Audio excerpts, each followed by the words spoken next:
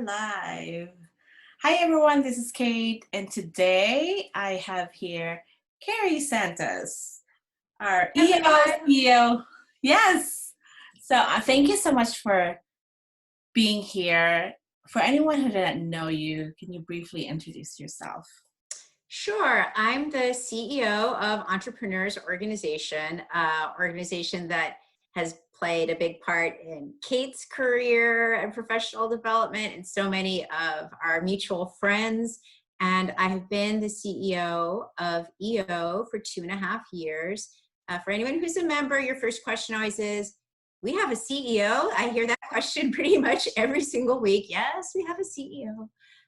It's a pretty big organization, and someone has to keep track of the staff and the money, and that's my job. Wow.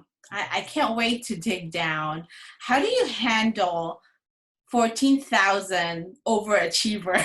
Like, that's a lot of work. You know, the weird thing is, I actually love meeting each and every member. I just feel like, I don't know if I was born for this or it's my personality. If I could meet every member and get to know them and have a conversation, like that's kind of my big BHAG, my big, hairy aspirational goal. I think it's like no matter who the member is, you can connect and find something you have in common, and you like hear about their special talents and their journey, and I get so much out of that. It really it drives me. So maybe it's not for everybody, but it's absolutely for me. Wow, wow. So before that, before we're going to go to that really intense being a leader and female of over 14,000 members, I want to know, where did you grow up, Carrie?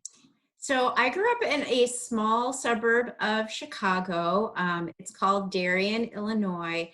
And literally my house and my town were my age. Like my parents moved in when I was 4 months old, 6 months old, and like watched the trees grow up. It's one of those typical American suburban tract housing where there were 5 houses and you either lived in one or the other.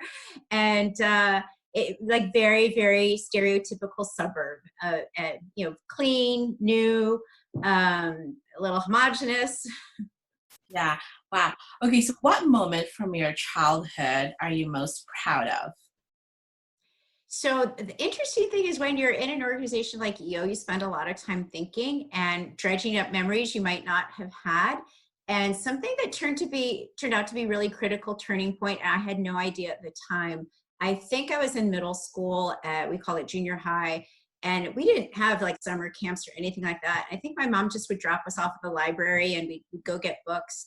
And I remember one day I stumbled across a bookshelf full of foreign policy textbooks, like Wow. international affairs. I think I was 12. For whatever reason, I took a book out and I started reading it. And then I went back and I read the next one. And like later reflecting, I'm like, why did I do that? I have no idea why it spoke to me, but it put me in this path of really being interested at a young age from why does the world work this way? Is there more than one way to look at it? And even it set me up to learn, like, I think I was 12, about idealism in the world, that there's a certain group of world leaders who have always pushed to make the world better than it can be, even if it's not possible. And somehow that spoke to me from a really young age. And I think it set me on my path of studying and trying to travel the world. Well, that's amazing for a 12-year-old. I don't think I did. I think I was working, but I didn't have that thinking of what you're doing at 12. Wow. So, did you have any heroes or model when you were a child? You know, it's so interesting. Primarily, no. Like, I'm so grateful that my girls now have all these female heroines, and we love to watch those movies together, like the new Wonder Woman or Katniss Everdeen or the Divergent series, because I never saw women kicking ass when I was growing up. Like, never. I mean, I really have a hard time thinking of uh, who it was that would have inspired me. And so, like, when I saw the new Wonder Woman, I was like, yeah, that's great. So I'm not sure who would have seemed like a hero. I mean, I was definitely interested in people who wanted to change the world, like Mahatma Gandhi and Martin Luther King. But I did notice now that I've been raising my own girls that there weren't people that I could see myself in their role. I obviously was inspired by men and some women, but I really wished I could have had a hero. Okay. Okay. And I know you have two girls, and congratulations. Like, who got into USC? Is that you? Yes. So my oldest daughter, Helena, she will kill me because no one's supposed to know, but she got into a couple great schools in Southern California, and she has a couple more weeks to decide, but I think we're really likely that she's going to be attending school in Southern California. Just a few months. Yeah. I guess I can see, I will be seeing you more then. Absolutely. I'm really excited about that. Okay, so tell me, what was your journey like to get where you are? Yeah, if anything, it was circuitous. Like I definitely did not have a goal like this, and a membership association that's global. It's not something you kind of grow up knowing about. In fact, I remember, even though I was interested in an international career, I didn't know any international jobs. Like where I lived, people were accountants or engineers or like business and finance. I didn't know anybody with an international job. So I knew two jobs. One is professor and one is ambassador. And I actually did not see myself in either role. It's still pretty sexist time. And I didn't think that little old me, a girl, could become an ambassador or professor. So I just kind of kept studying international affairs, foreign countries without knowing where it would take me and just kind of hoping something would turn up. And I had one professor in college who actually pulled me out and said, "Hey, Carrie, you should consider going to get a doctorate, a PhD." And if he hadn't told me specifically I could do that, I don't think it would have ever occurred to me. It just was not the way I saw myself. It just didn't happen. So because of him, I did go get a doctorate at Berkeley. And most of those programs are set up to become a professor. And so like, you're just kind of on that path. Again, I only knew a couple jobs, and in the end, it didn't work out for me. I never did land a job at a university as a professor, but, and I didn't know what to do and where to turn with my degree. But I ended up getting a job at the State Department, which was, again, like the only other job I knew, not as an ambassador, but at least I knew that that was a kind of job to get. And I worked there for 10 years, but I wanted to do more. At State Department, a lot of government jobs are very flat. So I think I managed a person half time, and I sort of had this longing that maybe I could manage a bigger team. And so American Red Cross offered me a job where I started off with a team of 10 people, worked my way up year after year till I had about a team of 120, kind of working my way up that corporate ladder. And then I was just looking for something else. Could I run something on my own, not just being a cog in a big wheel, but what would it mean if I led the whole organization and I was the one in charge of all of those different things, and could I do it? Wow. And you've been with Red Cross organization for like 10 years, is that correct? Yeah, I think maybe 9 and about 10 with State Department, so 2 big decades there, yeah. So what brought you to EO? Are you familiar with EO before? I mean, so it was a recruiter. People ask me all the time. And I almost feel like it was a matchmaker because at that time I'd done a lot of work with Red Cross that I didn't know it could be relevant to anything else. It's very specific. And I didn't really see what I would have to offer in a different realm. And the cool thing about Red Cross is that it's decentralized. Nobody's in charge. It's all volunteer. Crazy things happen and all this innovation, and you just have to learn how to go with the flow and get what you can and how to work in that network. And I think I was describing this to the recruiter, and she said, I think I know an organization that could use you. And she, thought of EO.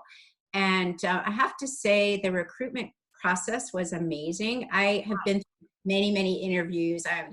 Rising the corporate ladder, and I'm pretty good at interviewing. Like, I know the right answer that you're supposed to say that makes you sound good, but EO interview wasn't like that at all. I don't even know how they did it. It was very disarming.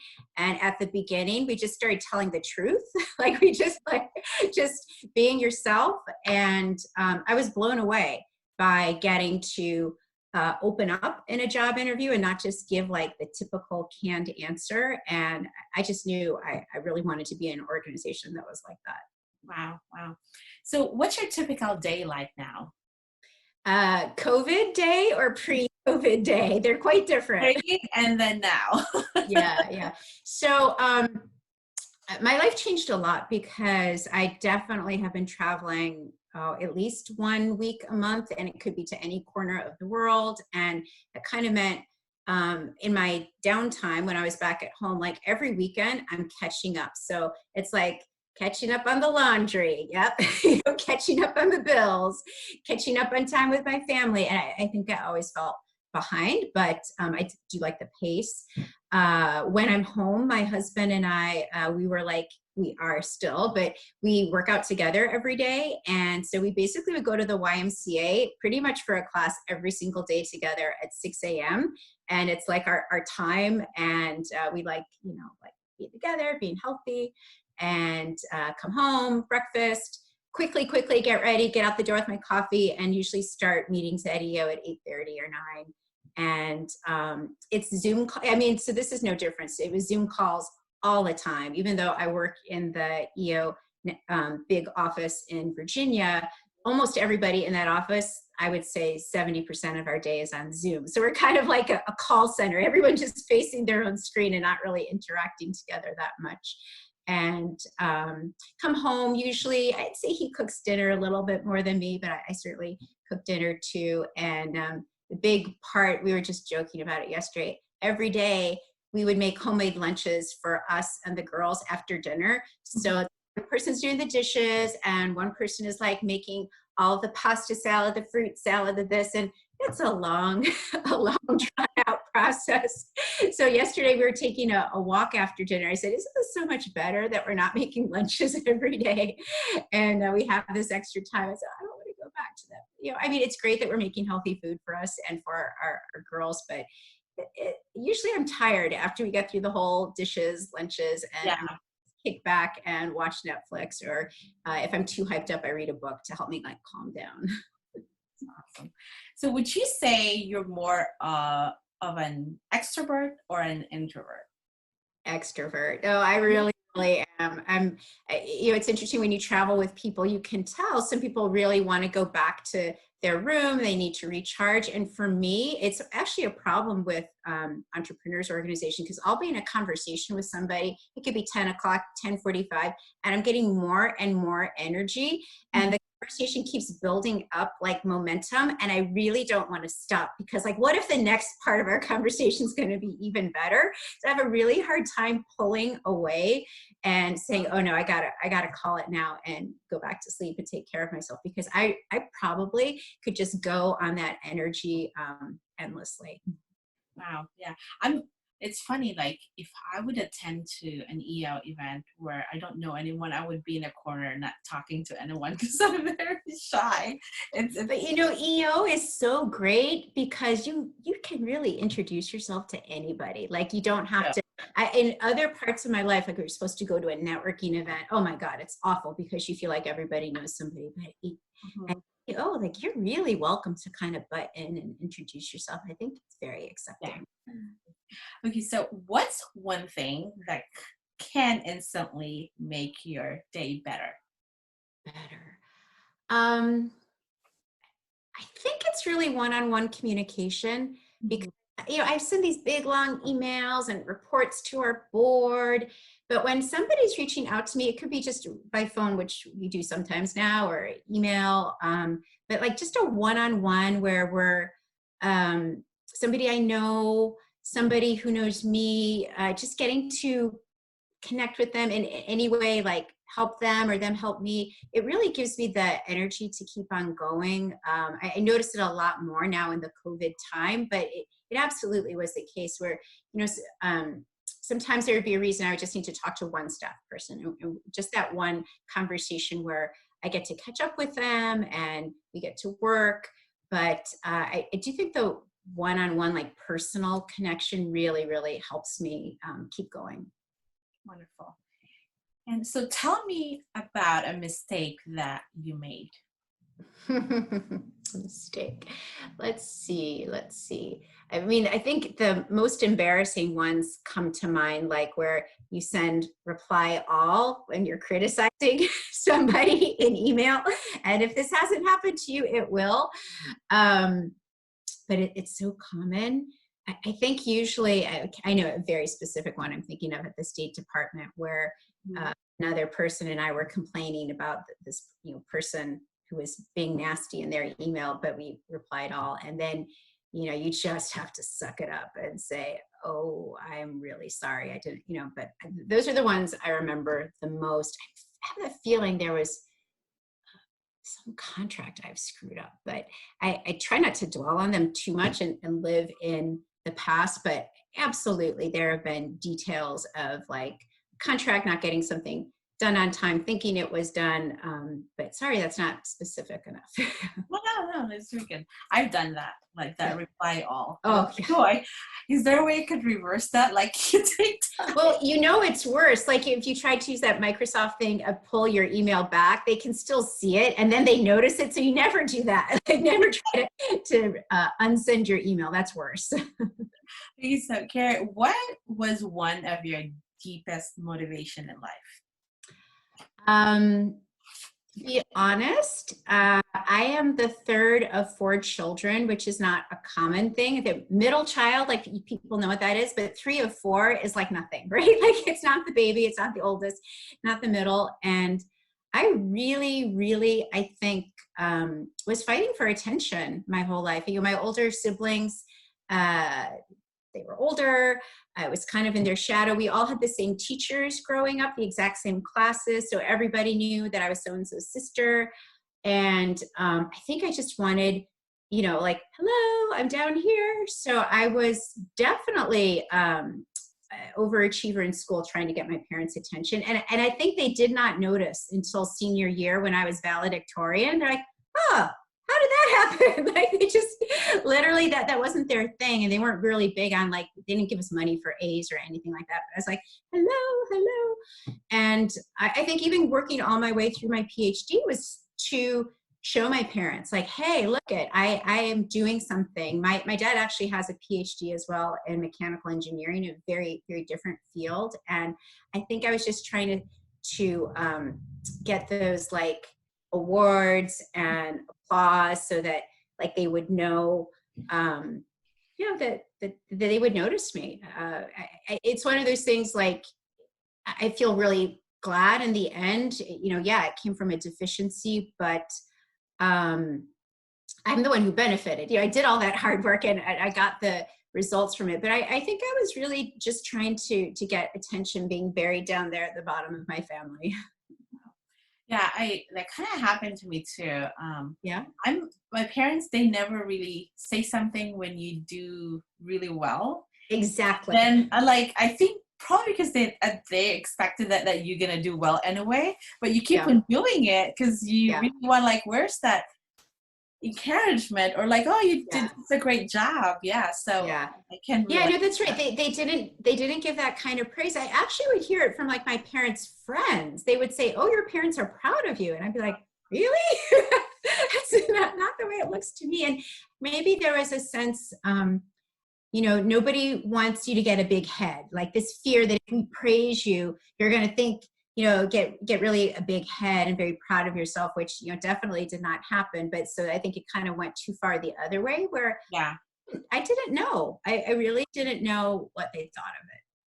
Yeah, but it kind of sense too. Like, I think it helped me because then I want to push more because I wanted that validation so much. Yes. Right? Yeah. So yes. No, I mean, I definitely got the benefit because I worked hard and, I got things out of it. But the motivation really came from, wanting the pats on the back. Okay. Have you ever had imposter syndrome? Oh my, yes. I think when I started working at State Department, for sure, like we always had to wear suits and skirts, and that was like partly just to try to fit in. Graduate school for sure too, because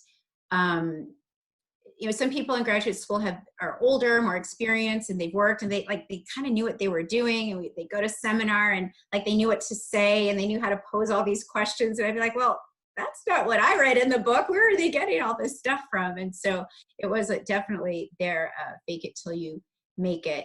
And I think pretty much at every step, like whatever the next step I was in, like the first time I had to present to the American Red Cross CEO, and had to do like the PowerPoint, I'm like, oh my God, what am I doing here? I hope they don't know that I don't know what I'm doing. But, they love the presentation, and then, oh, well, I guess it wasn't as bad as I thought. Yeah, wow. Yeah, we all suffer from that. Yeah. Especially being women, like we never. Yeah. No, I think we kind of underestimate, like whatever level we have, we sort of round down and see like the deficiency and, oh, I don't have this, I don't have that. Whereas I'm told that men tend to round up a little and see themselves, and I'm sure not all, but I think we always look for those like gaps. Oh, but I don't know this yet. I don't know that yet. And I think we sort of hold that against ourselves. Yeah, wow.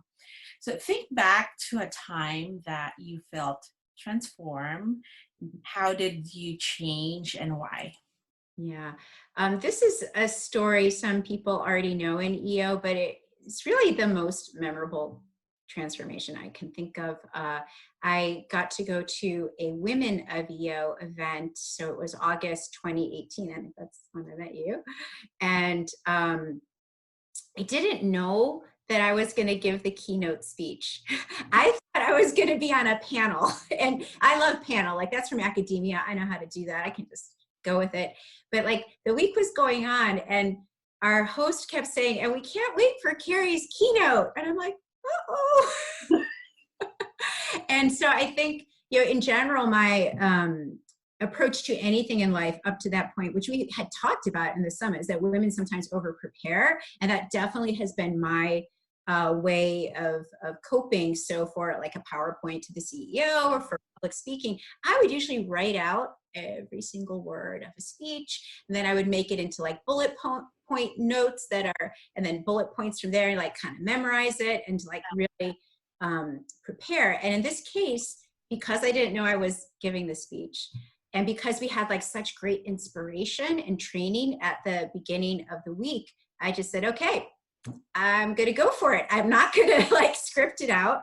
I'm going to speak from my heart. And I actually spent the preparation time talking to my husband about what would be a really, really hard thing for me to share to a group. Like not just because there's things we all feel comfortable talking about because we talked about it so many times. And he was really pushing me every night, like what would be hard for me to tell a group of people, and a group of strangers really. And what I decided was talking about my academic accomplishments to a group of people who didn't know me was really the hardest thing for me to do, because again, coming from that feeling of not ever being boastful, not ever thinking you're better than anybody, not ever bragging, that was really drilled into me as a kid. I always like, don't talk about my academic background.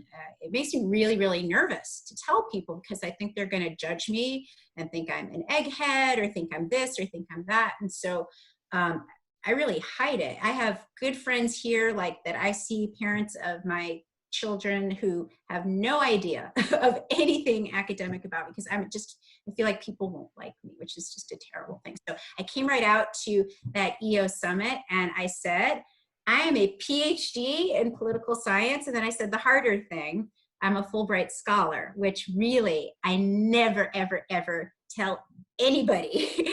And to tell that group and to sort of tell my story about when I learned that I shouldn't, brag, and how people don't like you if you're smart, going through that journey and telling that story without preparing it, with just kind of flying by the seat of my pants, was the scariest thing I've ever done and the most exhilarating thing I've ever done. I felt like I was on a trapeze with no net, like I was doing these somersaults and I could fall at any moment, but the audience of women was so supportive. I just knew it wasn't going to be a risk, that somebody would be there to catch me. And I called my mom after that. I said, Mom, I'm a different person. I literally said that to her. I said, EO could fire me tomorrow and I won't care. because I've been transformed. I have a new understanding of myself and sharing of myself, honestly, from the heart. And nothing will ever take that away from me. I mean, that it was just one of those moments you can't ever forget. Wow. And I remember that day. It was an outdoor, we're in the circle table and you Right. were there There's sun talking. in my eyes. Yes, it was a bright day. And yeah, because I think our session before that is with the author Sally How Women Rise. And I think, Right. yes, and wow, yeah, that was powerful. I think I got teary-eyed listening to you at that moment. Yeah, yeah. No, it was just incredible too. Instead of always hiding those things about ourselves, to just be like, hey, I can show you who I am, and you are all going to love that and love the gifts you have. And it's not like who has more or who has less. It's just real appreciation of everyone's value. That it was just so healing. Like I told you, that other part of like always trying to, feel like you were recognized. I mean, that feeling of acceptance by just being myself was overwhelming, really overwhelming. Wow, that was powerful. And there's a lot of times too where I reach out to you like, Carrie, I'll be getting this award, but I'm kind of shy. I think because it's so much bigger than like, you just have that. You can't help the imposter syndrome. Like, I don't deserve this. Right. Yeah. Right. Well, But the thing is, who deserves it more than you? That's it. Like, who deserves it more? That's why I feel so lucky to have a supportive spouse, because he's always saying, that like, of course you deserve this. Of course you've done the work. You're ready for this. But we all have that like little voice that was put in our heads when we were young. That voice of doubt. yeah. Well, thank you. And you've helped me a lot too. Like, I think that was 2 weeks ago, and I said, Carrie, I'm gonna speak in front of women of EO, and I'm so nervous. Like, no, just be vulnerable. So like, okay, I did that. Like, everyone Yeah. is so accepting. No, and like the feeling you get by taking the risk and then having it appreciated, it's so much better to risk and put it out there versus like playing it safe. And to me, that is just the big difference between me before EO and after EO. I think before EO is like always calculated. Okay, I can promise this and I'll over deliver. And like all of this like real calculation about, okay, they'll see you this way, and the next time you'll do this.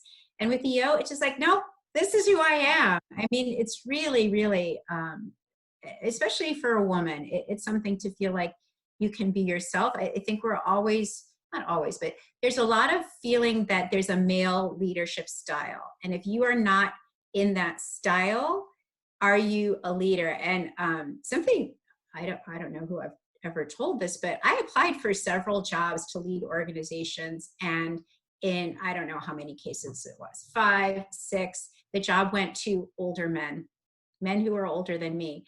And I just felt like, okay, that's because that's what they think a leader is. And, I have to hold out and find some organization that says, no, this is a leader, someone who can be empathetic, someone who can be vulnerable, someone who can, relate to the staff.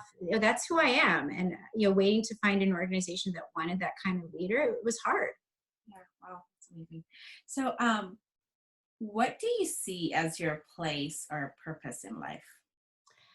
So I really think it is about the individual connections at the end. While we all have our, aspirations in business and profession to make a difference in our business, and there's all this transformation that I'm leading at EO that I think will make a great big difference. But I still think in the end it comes down to how you treat people. The people you meet in any part of your life feel that their interactions with you are making things better. Trying to like bring that humanity to the small parts of our life, not just with our capital BFFs, but really trying to just be that person who will take a moment to say hello.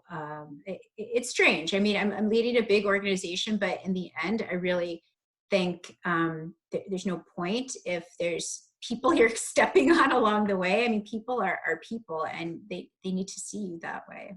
Wow. Yeah. I think there is this poem that my high school teacher really pushed us to memorize. It's Desiderata. I'm not sure if you heard, like, one of the part of it says, like, you have to listen to everyone because even they're dull and ignorance, they to have their story. That's part of the book that's really powerful. And that, I think, guide me how you treat everyone really with kindness and everyone fair. Right. And you don't know what they've been through. You don't know if their parent is ill. You don't know if they've been abused. Like, you just literally don't know what people have to carry through their lives. And so trying to be like that positive energy for wherever they're going next, I really do believe in that energy, that we're here to share as much as we can. It's not like a zero sum. The more you share of it, the more, the world is becoming a better place. Yeah, that's wonderful. So how do you want to be remembered? Well, I told you the biases I was raised with. So it definitely would be not as an intellectual. It would definitely be more someone who was fun to be with, someone who made a difference, someone who, took time to get to know you, who offered whatever they had. I mean, fun part of my job is I like to connect people. I just do that for fun. And in EO, I have all these opportunities to, like, help this member meet a member from the other side of the globe that has something in common. Like, oh my gosh, that's one of my favorite parts of my job. It's kind of magical when you connect people like that. So I feel like it makes a difference when people make those kinds of connections, and I was part of the glue that made it happen. Oh, wonderful. For anyone who wanted to follow your path, especially for female, what career advice would you give them? Yeah, I mean, I was always frustrated growing up because I didn't have, like, a straight aspiration. There is the people who wanted to become a vet or wanted to become a doctor, and, like, they knew to do this. And I, like I told you before, I never really knew what I wanted to do, and wasn't persuaded I would become an ambassador. So I was always just looking for the next thing.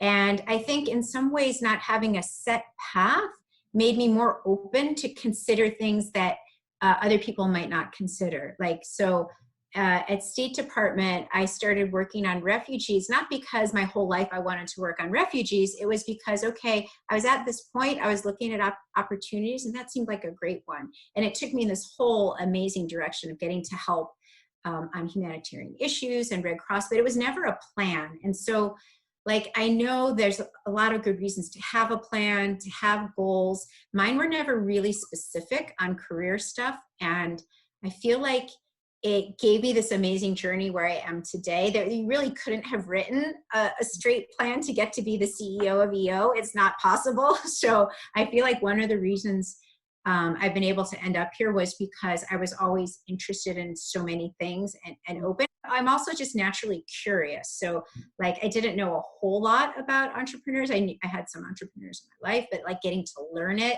and see where it takes me next and seeing how I can contribute, that's really been motivating. Oh, well, thank you so much. And I'm so honored to have you here. And thank you for sharing your journey and your story. Yeah. Oh, it's been really a pleasure talking to you. And I wish you the best of luck on your new podcast. This is going to be awesome. I can't wait to hear the next episodes. All right. Thank you so much, Carrie, and have a good day. Thank you, Kate.